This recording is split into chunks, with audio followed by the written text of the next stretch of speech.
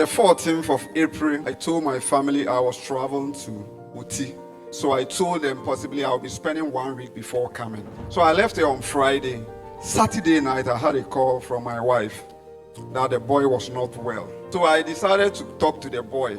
And when she gave the phone to the boy was screaming, crying, wailing. The next day, on Sunday, they decided to rush him to the hospital. So they ran certain tests on him, and all those tests proved negative. But the boy was still in pain, serious pain. So when it happened like that, I have to cut my journey short and come. So Monday dawn, I set off from that place. I got to Accra around 3 p.m. So the last test they ran, it also proved negative. Yet the boy was still crying, weeping, and he really cannot stand. He can't even take in anything. So they decided, like Papa said, emergency surgery to Kolebu. But we had a very terrible experience at Kolebu. So I told my wife Kolebu again. And then we spoke to the doctor. Then the doctor said, if we don't want to go to Kolebu, then possibly he may give us an option. So he made it stroke rich. It was when we decided that we didn't want to go to Kolebu, he added rich. So as soon as I got home, we only have to pray and then decide to go and undertake the surgery.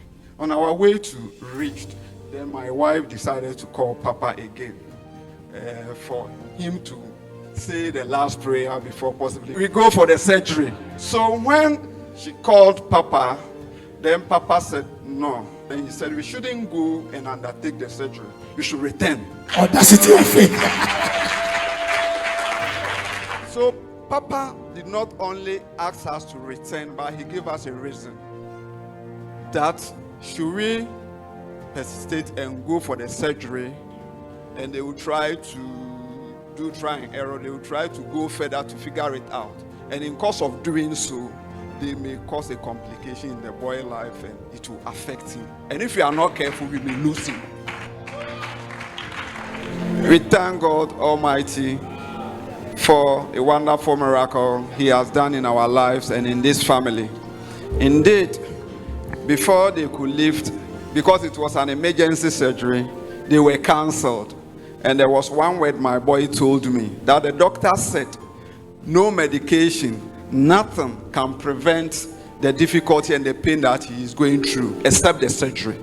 And that was what was imprinted in his mind, because so they should go and undertake the surgery. But the word has spoken.